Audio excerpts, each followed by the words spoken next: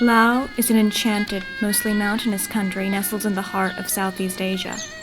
This small, tranquil country of 6 million people seems to have changed very little over time.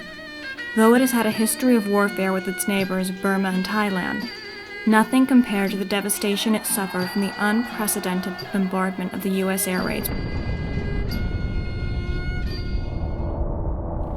During the Vietnam War, the American government dropped approximately 2.5 million tons of bombs on Laos, which neither the American people nor their representatives knew anything about.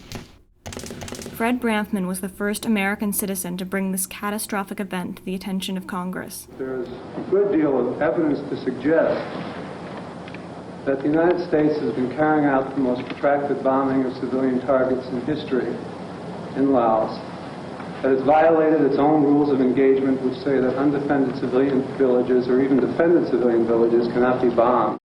Most of the politics of the war in Laos escaped the attention of 90% of the Laotian people. They were not really aware of what was going on. One of the most horrifying aspects for me was talking to the people from the Plain of Jars and having them ask, who bombed us and why did they bomb us? What happened was Johnson had announced a bombing halt over North Vietnam in November '68. Suddenly these planes were available. And so they just diverted them all to Laos. It was not that there was some increased strategic threat on the ground.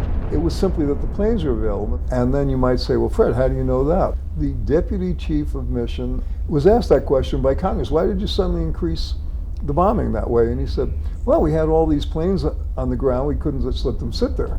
Thousands of people died as a result of this military action, but what's even more unsettling is since the official end of the bombing in 1973, over 12,000 people have died from bombs that continue to go off, though they were dropped almost 50 years ago. Dori Shimoda, once a successful New York businessman, has now dedicated his life to helping solve the problem in Laos through his organization Give Children a Choice, which focuses on building and filling preschools throughout the area. 260 million bombies were dropped. That was part of the 2 million tons of bombs. 30% have not exploded. And that was by design, because the intent of the design of the bombies was to maim not only at the time, but after the fact.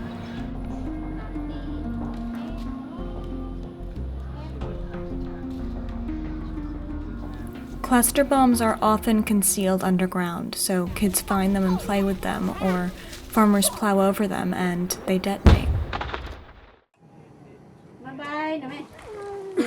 One morning, Kayang followed his uncles into the sugarcane field beside their house, and to keep warm they lit a fire, and the heat of the fire triggered an underground bombie to explode. 3-year-old Kayang suffered grave injuries to his face and is now completely blind. During the Vietnam War, veteran Lee Thorn loaded bombs onto planes headed towards Laos. I'm doing this to bring peace on earth and goodwill towards men.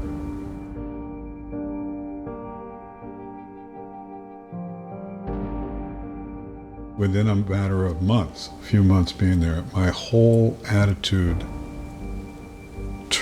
very much changed. And there was actually a particular time where I made that shift. Kissinger and Nixon had determined that they wanted to take out an oil refinery in Haiphong. But according to Kissinger, to make sure that happened, they mobilized every plane in the theater. We were supposed to be out 7 miles, and we were in closer so that we could watch it. So I was on the flight deck and watching it, and the sky just totally lit up. And we hit the whole town. Very heavily. We took out the town. The light was so intense that the dust in the air caught on fire. And that night, I had one friend who had seen it too and who agreed with me, because most people were cackling up there. I said, this is not what I signed up for. This is not it. This is just murder, and I'm not going to cooperate. Thought we had been lied to, because mostly what we were doing was killing civilians. I feel proud of American values and the things that our country supposedly stands for. And I feel like that's what I'm fighting for to this day, in many ways. And then I felt outraged that my government was the world's biggest violator. In the name of fighting for freedom and democracy, they were violating everything America stood for.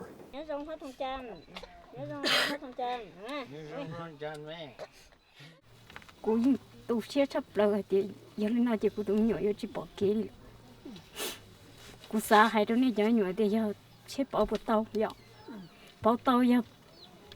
bỏ giờ thì mua củ sa rồi bỏ kỹ gì thầm mua củ sa rồi còn nó bỏ kỹ bỏ lúc tới lúc chơi rong thế vì đó khó thì cô tôi nhỏ chừng mê nữa chỉ xa đi mua nữa như xa bỏ kỹ cực kia ta chỉ hỏi chỉ đi trâu đi mua là sức cần đón đỡ là như cỡ chỉ tàu.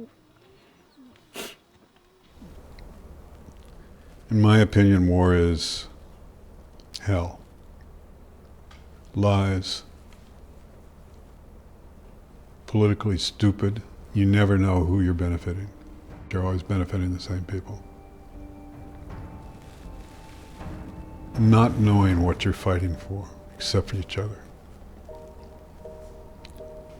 And your chances are very high that you'll experience that war for the rest of your life.